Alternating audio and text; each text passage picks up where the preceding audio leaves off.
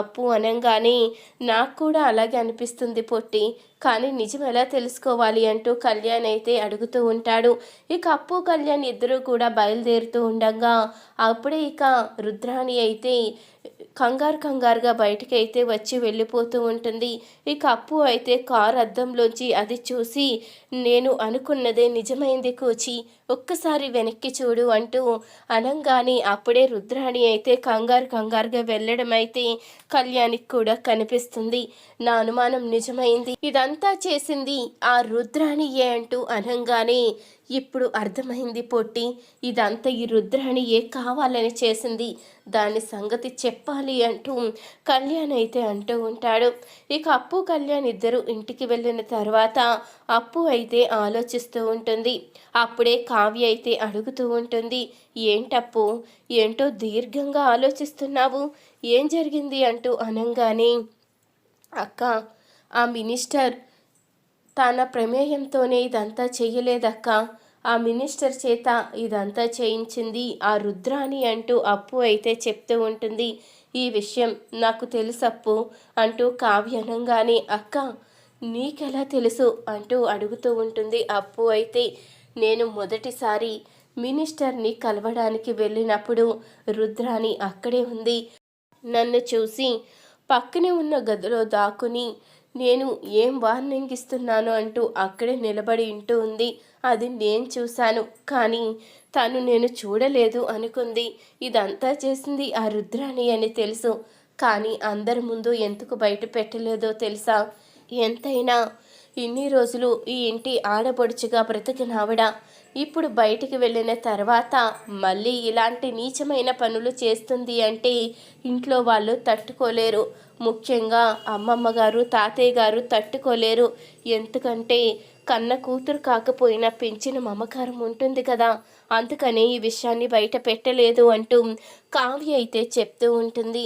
సరే అక్క, ఒకవేళ మళ్ళీ ఇలాంటి దుర్మార్గం వైపు చేస్తూ ఉంటే ఏం చెయ్యాలి అంటూ అనంగానే, అప్పుడు నేను చూసుకుంటాను అంటూ కావ్య అయితే చెప్తుంది.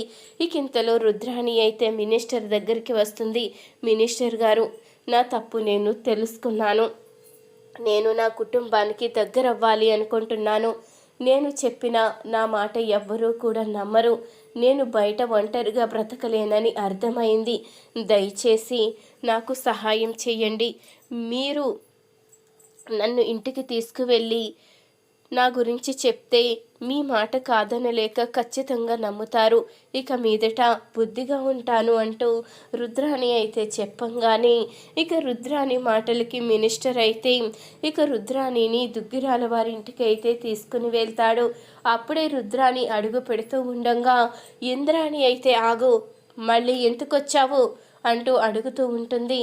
అప్పుడే మినిస్టర్ గారైతే, అమ్మ, నేను మీతో మాట్లాడతానమ్మా, ఆవిడ ఇదివరకులా లేరు, ఇప్పుడు చాలా మంచిగా మారారు, చేసిన తప్పు తెలుసుకున్నారు, కుటుంబానికి దూరంగా ఉండి బ్రతకలేనని, ఒంటరిగా అసలు బ్రతకలేనని, ఇన్ని రోజులు నా కుటుంబంతో ఎంతో సంతోషంగా ఉన్నాను, నేను చేసిన ఒకే ఒక్క పొరపాటు వల్ల అంత పెద్ద కుటుంబానికి దూరం అయ్యాను, అంత మంచి కుటుంబాన్ని దూరం చేసుకోలేను అంటూ కుమిలిపోతున్నారమ్మా, అందుకే ఇంటికి తీసుకువచ్చాను, కనీసం మీరైనా అర్థం చేసుకుని క్షమిస్తారేమో అని తీసుకొచ్చాను, ఒక్క అవకాశం ఇవ్వండి, మళ్ళీ ఏదైనా తప్పు చేస్తే తర్వాత మీ ఇష్టం అంటూ మినిస్టర్ అయితే చెప్పంగానే అప్పుడే ఇక రుద్రాణి అయితే, అవునమ్మా, నన్ను క్షమించు, నేను చాలా పెద్ద తప్పు చేశాను, కాదనడం లేదు, కానీ నా తప్పు నేను తెలుసుకున్నానమ్మా, ఈ కుటుంబం లేనిదే నేను బ్రతకలేను,